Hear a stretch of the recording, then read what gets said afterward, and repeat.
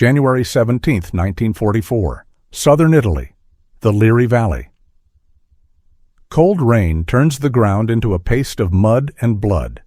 Above it all, on a mountain that controls every road north to Rome, stands Monte Cassino, an ancient abbey, stone walls, thick, immovable. If the Allies cannot take this mountain, the war in Italy stops right here. If they fail, tens of thousands of men will die for nothing, and the road to Rome will remain closed. They have already tried once and failed. The Germans didn't choose Monte Cassino by accident. The mountain dominates the valley like a fist. From its slopes, artillery observers can see everything: tanks moving, infantry forming up, supply columns crawling forward. Every approach funnels attackers into narrow corridors swept by fire. This is the centerpiece of the Gustav Line, the last defensive barrier before central Italy. Break it, and the German front collapses. Fail, and the Allies bleed in place. The men preparing to attack are not a single army, not even a single nation. Americans, British, French, Indians, New Zealanders, Poles, units rotated in and out as losses mount. No one stays long enough to feel anything except exhaustion. The terrain doesn't allow heroics. It allows survival or death. Winter makes everything worse. Rain never stops. Foxholes collapse. Boots rot. Weapons jam. The mountain absorbs artillery like a sponge. Shells tear into rock, sending shards through flesh, but the positions remain. German paratroopers dig in deeper, reinforced with concrete and patience. They don't need to counterattack. They only need to wait. The first assaults grind forward under fire that never fully reveals its source. Machine guns open from caves. Mortars drop from invisible angles. Men advance 10 yards and lie there, pinned, unable to move forward or back. Wounded freeze where they fall. Evacuation under fire is often impossible. The mountain doesn't care. Commanders argue over maps that lie. Lines drawn on paper don't exist on the ground. What looks like a slope is a cliff. What looks like cover is a killing zone. Progress is measured in meters, then lost overnight. Every gain is temporary. Every pause gives the defenders time to reset. By February, frustration turns into fixation. The abbey itself becomes the symbol. Allied leaders convince themselves that German observers are using it as a fortress. There is no definitive proof. But the pressure is immense. Something must change. Something must be destroyed. On February 15th, the sky fills with bombers. Hundreds of tons of explosives fall on the abbey. Stone collapses. Smoke covers the mountain. The building that stood for more than 1,000 years is reduced to rubble in hours. From a distance, it looks decisive. From the ground, it changes nothing. The Germans move into the ruins almost immediately. The shattered stone becomes perfect cover. Broken walls, deep craters, endless firing positions. What was once questionable as a military target becomes, after the bombing, an ideal one. The attackers now have to fight uphill through debris that favors the defense even more than before. Assaults continue. March, April. Each one begins with optimism and ends with bodies.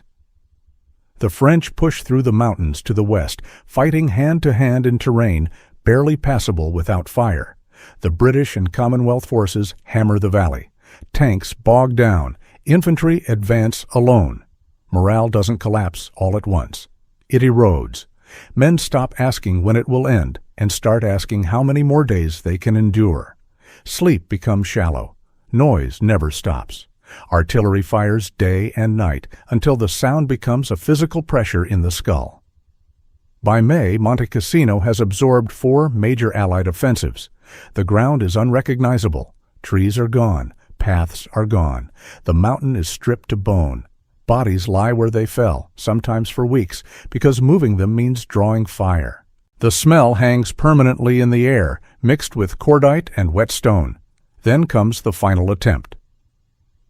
Everything that can be brought forward is brought forward. Artillery saturates the slopes. Infantry move in waves that know exactly what waits for them. The Poles are sent straight at the ruins, not because it's easy, but because there is nowhere else left to try. Losses are immediate, severe, expected. This time, something breaks. Not suddenly, not cleanly. German units, stretched thin, begin to pull back. Ammunition runs low. Reinforcements don't arrive fast enough. The line bends, then gives. When Allied troops finally reach the top, they don't find a dramatic last stand.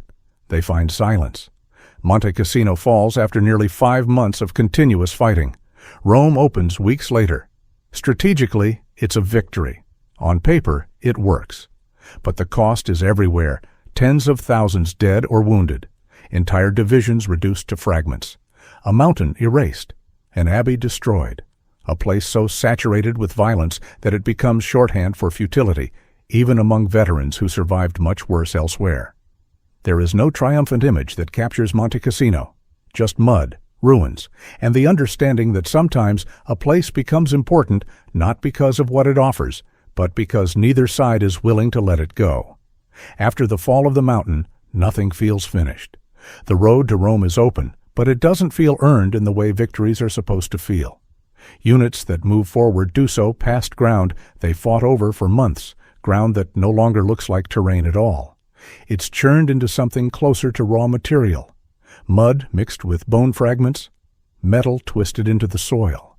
The dead are everywhere, marked, unmarked, sometimes just assumed.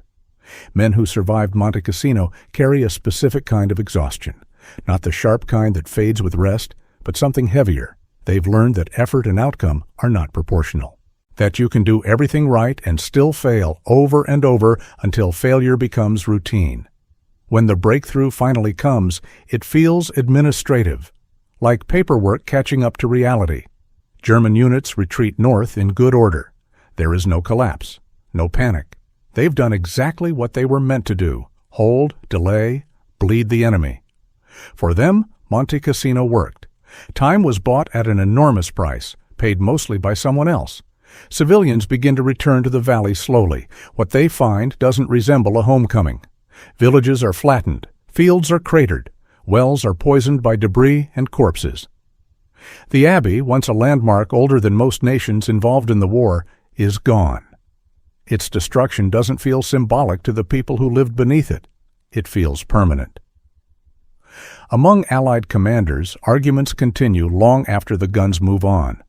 Was the bombing of the abbey a mistake? Was the timing wrong? Were the assaults missequenced? Could it have been done faster? These debates fill memoirs and staff colleges for decades. They never quite resolve because Monte Cassino resists clean explanations. What everyone agrees on is the density of death. There are places in Europe where battles were larger, where casualty numbers were higher in absolute terms. But few places where so many men died for such a small piece of ground, so slowly, under such constant pressure. Monte Cassino compresses the war into a single location and stretches it across nearly half a year. Veterans struggle to describe it later. They don't talk about charges or breakthroughs. They talk about rain, about trying to sleep while artillery shook the ground without pause, about wounded men calling out until the sound simply stopped, about the way the mountain seemed alive, hostile, watching. Some remember moments of strange calm, a pause in shelling, fog rolling in so thick it erased the enemy for an hour.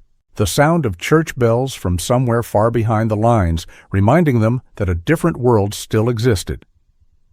These moments don't bring comfort. They sharpen the contrast.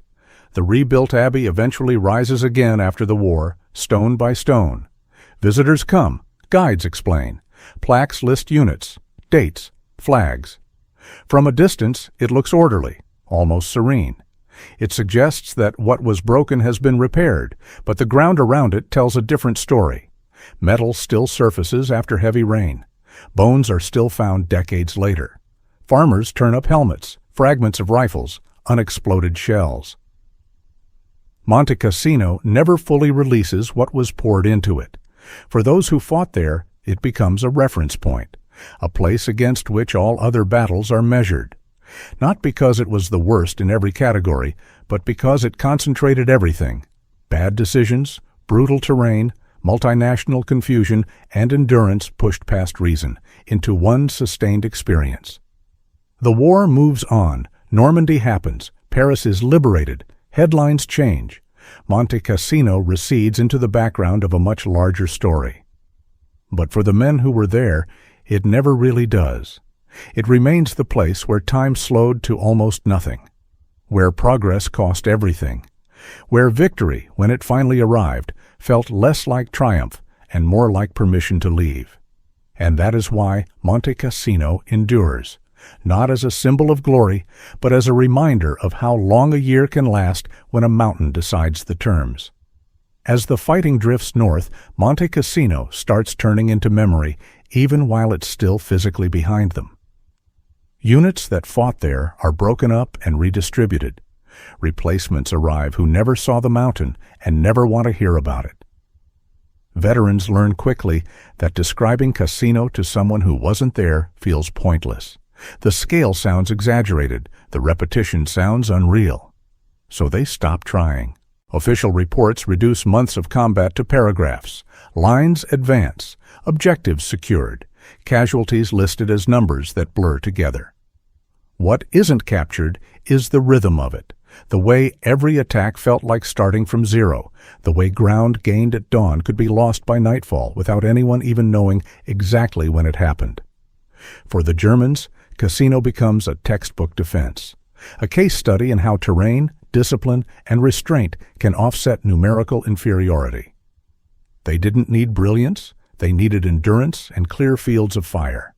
The mountain gave them both. For the Allies, it becomes something harder to categorize. Not a defeat, not a clean victory. Something in between, weighted heavily toward cost. Staff officers analyze it for lessons, but many of those lessons contradict each other. Concentration of force versus maneuver. Bombardment versus precision. Speed versus patience. Cassino supports all arguments and resolves none. The men who climbed its slopes understand that contradiction instinctively. They know there was no single fix, no missed trick that would have saved thousands. The problem wasn't one decision, it was accumulation. Terrain layered onto weather, layered onto doctrine, layered onto urgency. Each factor survivable on its own. Together, overwhelming. Long after the war, reunions bring fragments back into focus. Someone mentions a ridge name. Someone else remembers a mule train wiped out by artillery. Another recalls carrying ammunition up a slope so steep it required hands as well as feet, only to find the position abandoned when they arrived. Laughter sometimes follows, not because it was funny, but because that's the only release left. The valley below Cassino eventually returns to agriculture. Roads are rebuilt, vineyards replanted. From a distance, the land heals well enough. Only when you look closely do you see how often the soil has been turned, how many layers lie beneath it. Archaeologists and ordnance teams work for decades. Unexploded shells, mines, grenades. The war remains active in the ground long after it ends on paper. Cassino refuses to become entirely past tense. When people later call it the most brutal battle in Western Europe, it isn't hyperbole born of memory. It's shorthand. A way to signal density, of fire, of death, of time compressed into a single location. A year spent fighting for a mountain that never moved, never adapted, never cared who climbed it. And perhaps that is why it lingers, not because it was decisive in isolation, but because it revealed something uncomfortable about modern war, that progress can stall completely, that momentum can be burned away inch by inch, and that victory can arrive stripped of satisfaction. Monte Cassino was taken, but it was never conquered. It simply ran out of men willing to die on it. Even after the last shots fade, Monte Cassino keeps exerting gravity. Men who fought there find that other fronts feel unreal by comparison. In France, advances come faster. In Germany, the enemy eventually breaks. There are moments of movement, of momentum, of something resembling clarity. Cassino taught them not to trust that feeling. They wait for the ground to turn against them again. Often, it doesn't. The contrast is unsettling. For commanders, Cassino becomes a quiet warning. Whenever plans rely too heavily on maps, someone mentions Italy. Whenever assumptions are made about morale cracking under pressure, someone brings up the paratroopers in the ruins. Cassino enters the language not as a lesson learned, but as a risk remembered. The abbey itself, rebuilt after the war, stands clean and ordered. Stone replaced stone. Walls rise where walls once collapsed. From the terrace, the view is expansive, peaceful. It's easy to believe the past has been resolved up here, that what was destroyed has been restored. But the fighting never really belonged to the abbey alone. It belonged to the slopes below it, to the ravines and terraces with no names, to positions taken and lost so many times that units stopped bothering to rename them, to places where men died without knowing whether their attack mattered or would be erased by morning. Those places aren't rebuilt, they're absorbed. Grass grows, shrubs return. But the ground remains uneven, subtly wrong. Veterans notice it immediately when they revisit. They walk slower. They recognize angles. They know where not to step, even decades later, even when the shells are gone. Monte Cassino's reputation grows after the war, but it grows sideways, not upward. It doesn't become a symbol of national pride or decisive victory. It becomes a reference point for endurance without reward, for effort without proportion, for what happens when strategy and terrain lock together and refuse to yield. When people say it took a year to take Monte Cassino, they're not really talking about time, they're talking about erosion, of units rotated in and out until their identities blurred, of confidence chipped away by repetition, of landscapes reduced to function and then to waste, of men who learned that survival could depend on learning when not to hope. That's why Monte Cassino holds its place in the war's memory. Not as a turning point, but as a reminder that sometimes the most violent places on earth are not where history accelerates, but where it stalls, grinds, and consumes everything fed into it until there is nothing left to give. And when it finally ends, what remains is not triumph, just silence, heavy, earned, and permanent. That silence doesn't arrive all at once. For a long time after Cassino, the guns are simply farther away. Artillery still rumbles faintly to the north. Aircraft pass overhead. The war hasn't stopped. It has just moved on, leaving the mountain behind like a spent battlefield that no longer has any use. What's left is space for the damage to register. Graves begin to appear in rows where units once formed up. Temporary markers at first, wooden crosses, helmets placed on rifles, names written in pencil, then rewritten in ink when someone has time. Many remain unknown. Too many bodies were recovered late, or in pieces, or not at all. Cassino doesn't give everything back. Men who survived start to realize how close they came to being absorbed into that ground. Not in dramatic moments, but in small ones. A shell that landed 5 seconds earlier than expected. A decision to hug the left side of a path instead of the right. A pause taken or not taken. Cassino sharpens hindsight into something almost painful. Letters home change in tone. Early optimism is gone. So is despair. What replaces it is flatness, description without interpretation, weather, rations, movement. It's easier to report facts than feelings. Feelings take too much energy. Some units never fully recover cohesion. Replacements fill numbers, but not history. Shared experience has been diluted beyond repair. Cassino created a generation of soldiers who understand each other instantly and who struggle to connect with anyone who wasn't there. Medical officers notice patterns, nervous exhaustion, tremors, men who flinch at sudden sound long after they've left the front. There's no language for it yet, no diagnosis, just notes and files and quiet recommendations for rest that never lasts long enough. The Italians who live near the valley inherit a different burden. Farming resumes around unexploded shells.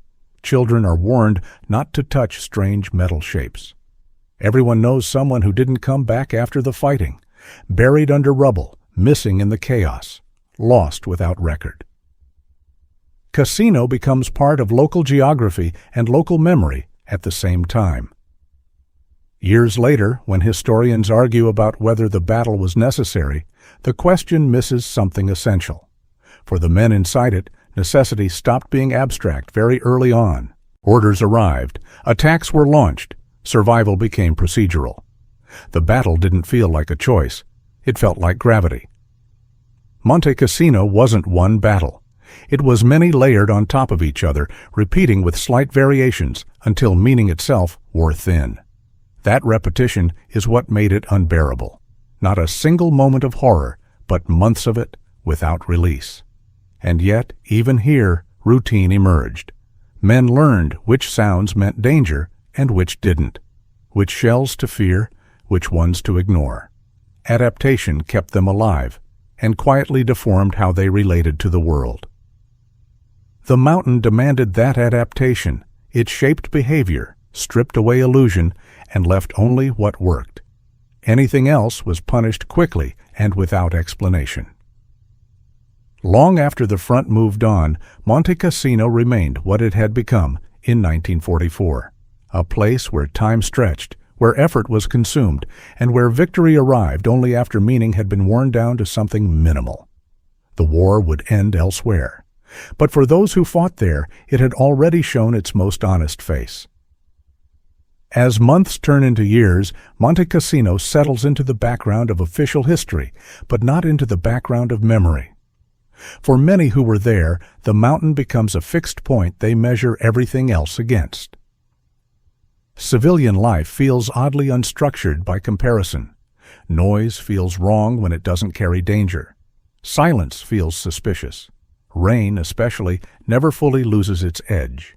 It always carries the suggestion of mud, of weapons sinking into the ground, of movement slowed to nothing. Some veterans return once. Most never do. Those who visit stand quietly, often away from the rebuilt abbey, looking instead at slopes that appear unremarkable to anyone else. They recognize contours that no longer exist on maps. They remember where fire came from, where men stalled, where bodies lay too long. The landscape speaks in a language only they understand. The official narrative simplifies with time. 4 battles, a breakthrough, a necessary step on the road to Rome.